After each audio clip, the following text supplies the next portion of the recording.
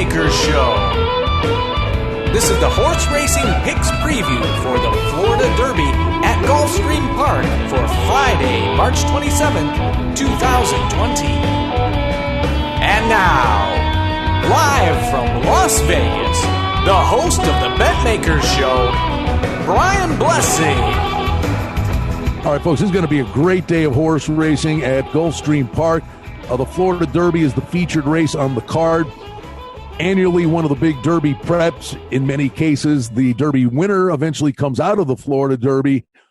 So it will provide us a great opportunity, the final race of the day in race 14. But it's the undercard that happens on these big days at all tracks in North America. The undercard is amazing with other graded stakes race events.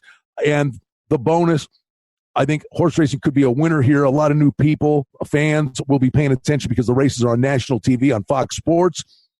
So horse racing has a chance to get a lot of new clientele here, and people love the opportunity maybe to bet the toothpicks, to cash the lumberyard.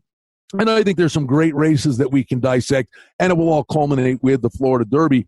And I would just say opportunities to present themselves, in the third race on the undercard, you have a 1.16 turf event. And I think there's a stick out in here. It's a horse coming in from France for trainer Chad Brown. Joel Rosario's aboard. 2-race winning streak in the fall over in France. First race is a 3-year-old, is one of my best angles. I think the number 12, Tribuven, in race 3 is a real opportunity.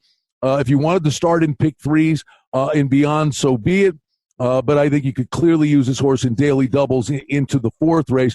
But I look for the European Invader, Tribuven, the number 12, to be a real factor in race 3. In the fourth race, a mile on the turf, I think this is one of the more compelling races on the card. Roger Atfield has a speedster, a 6-furlong specialist on synthetic and on the lawn. Last time this one went to post, 3 for 3. Atfield specializes with marathon distances, the Woodbine-based trainer. I'm telling you, don't sleep on the 11, Mr. Hustle, to get to the front, and if not pressed, to just keep going. And I think there's a real chance, 12-1 morning line, Mr. Hustle can hustle out of the gate and be tough to catch. The favorite is the 6 Fatology, real verse favorite, deserved favorite, but the horse I like the most by a long shot, with Joel Rosario in the irons.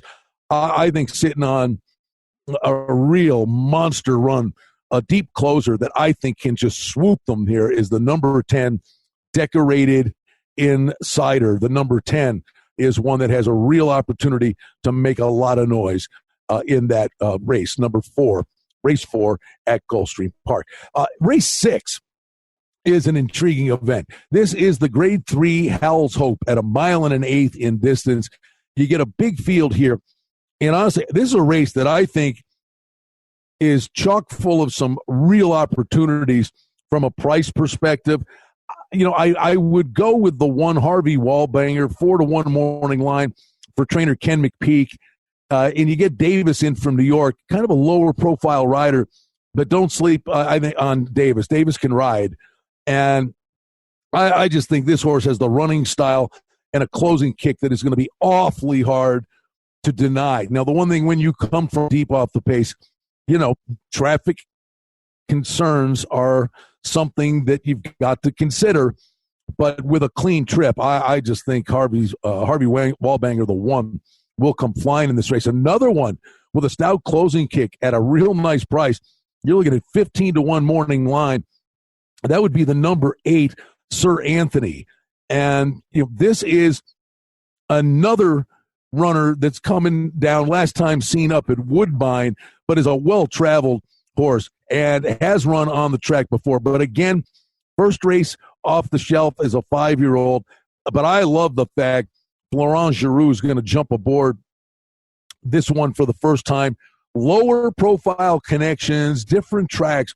I think Sir Anthony is real sneaky, at a big price in this event. And I also think that you got to look at number 10, Rare Form.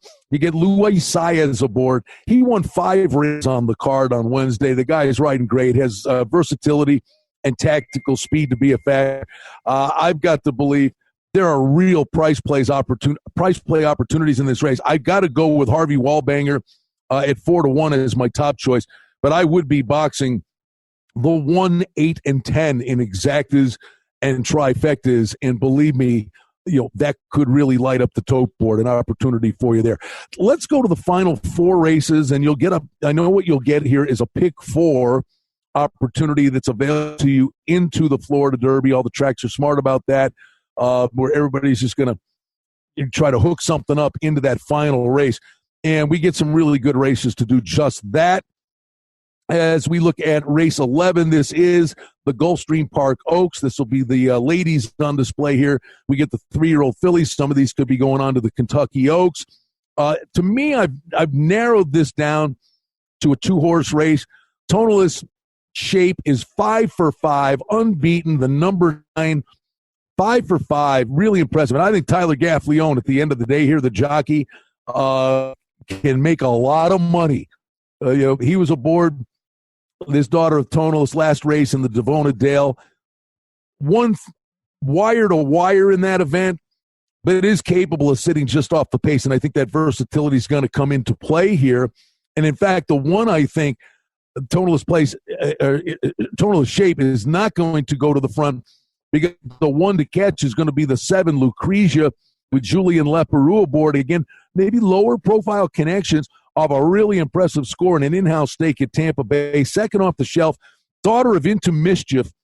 These Into Mischief runners are just so good. I think, this, and by the way, when you're handicapping races, you're trying to go between the lines. You're also trying to be a shrink and try to figure out what's the trainer thinking in terms of changes they may make to promote a better run. Well, I can tell you this 3-year-old filly was targeted to run in one of the premier races for fillies, the Ashland at Keeneland. Well, that race was canceled because Keeneland canceled their race meet. So she was targeted to go to the Ashland. I think Lucretia is a real sleeper here at a really nice price. And I think you could start the pick 4 into the Florida Derby with the 7 and the 9 in race 11.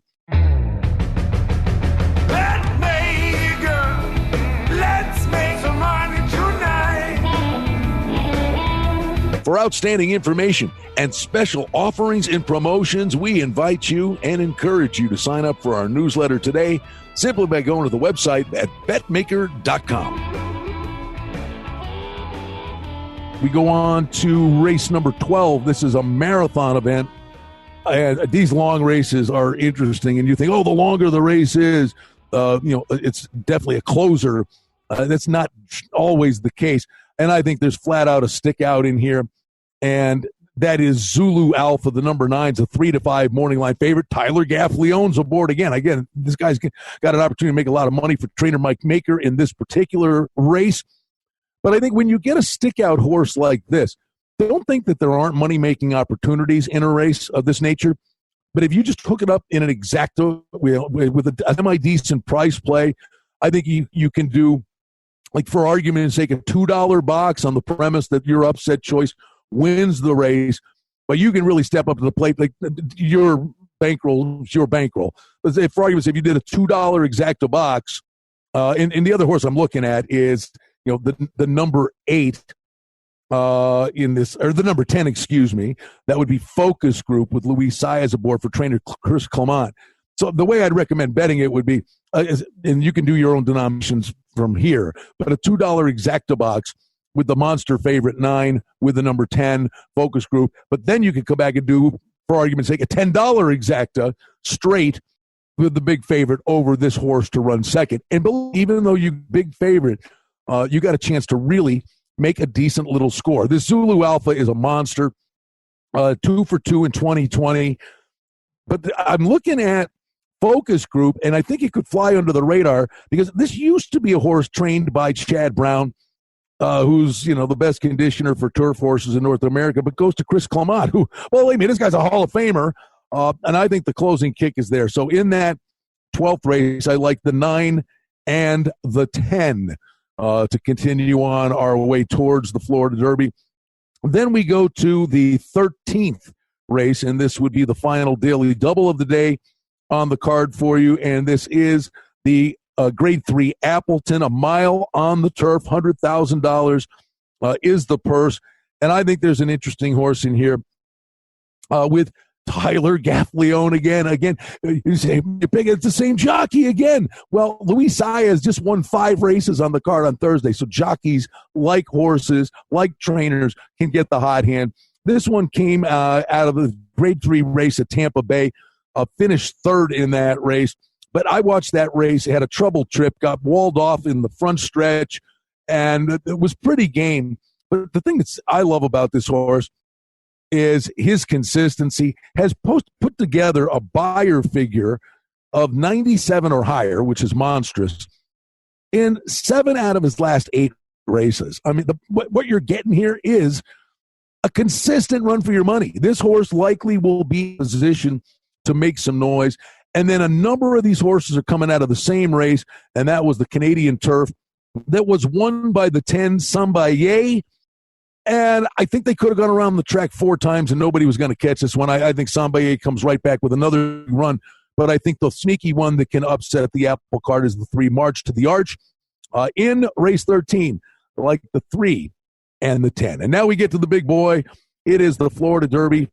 And we're looking at some real monsters in here. But again, the thing you get with 3-year-olds, they can change overnight. They're still physically maturing, mentally maturing. Could be a monster, but somebody improves so much, the monster could be showing up out of nowhere.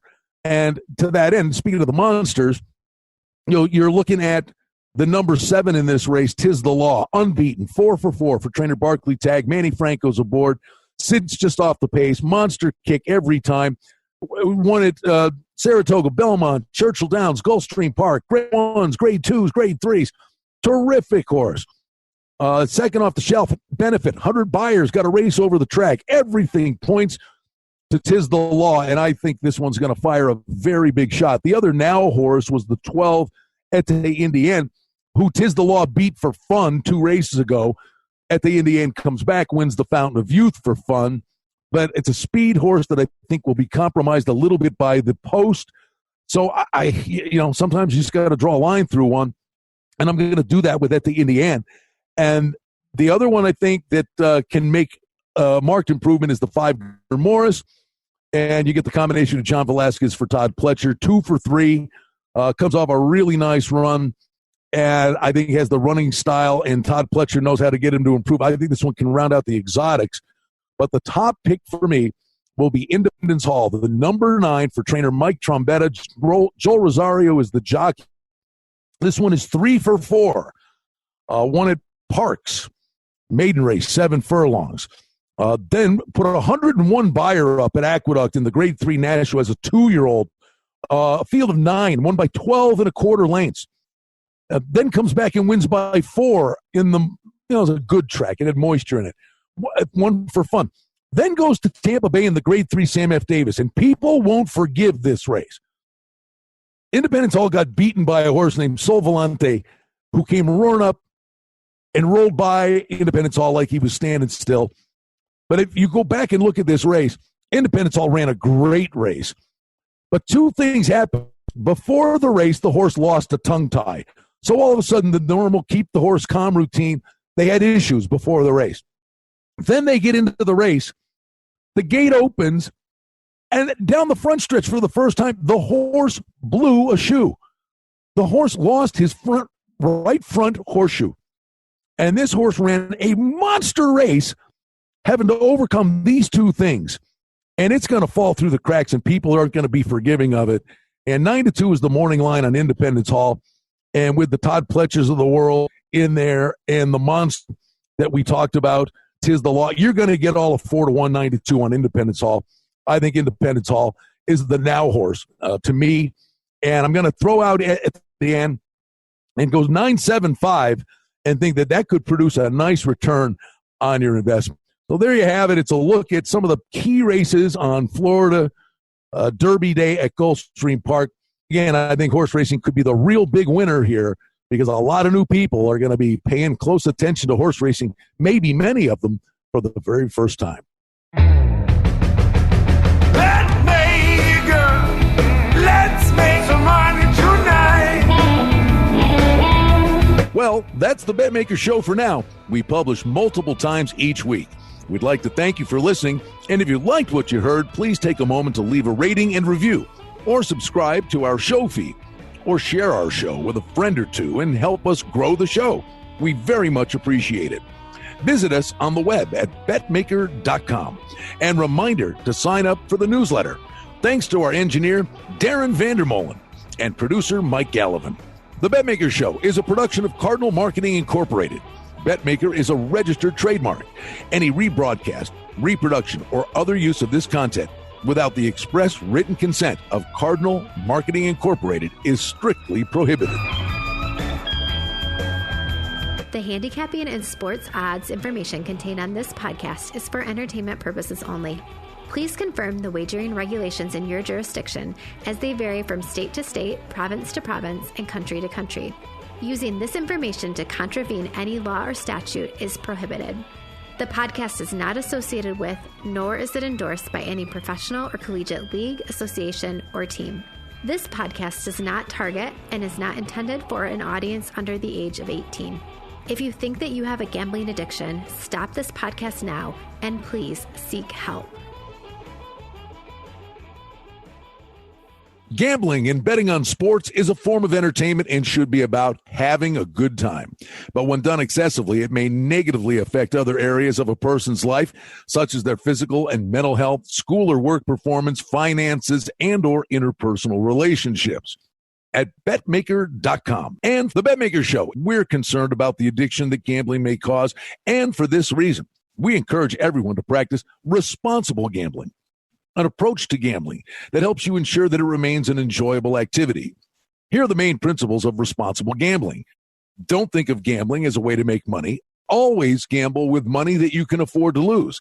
Set limits and stick to them. Never chase losses. Don't gamble when you're depressed or upset, and create a healthy balance. Always be aware of how much time you spend gambling or thinking about gambling. And do not allow gambling to cause you to miss out on time with family and friends or time spent on other activities you enjoy. By following these guidelines, gambling can be a good time and great entertainment. If you feel at any time that your gambling is taking away from important areas of your life, is causing you stress or depression, or is leading to financial losses that are beyond your control, please reach out for help. Learn more at responsiblegambling.org.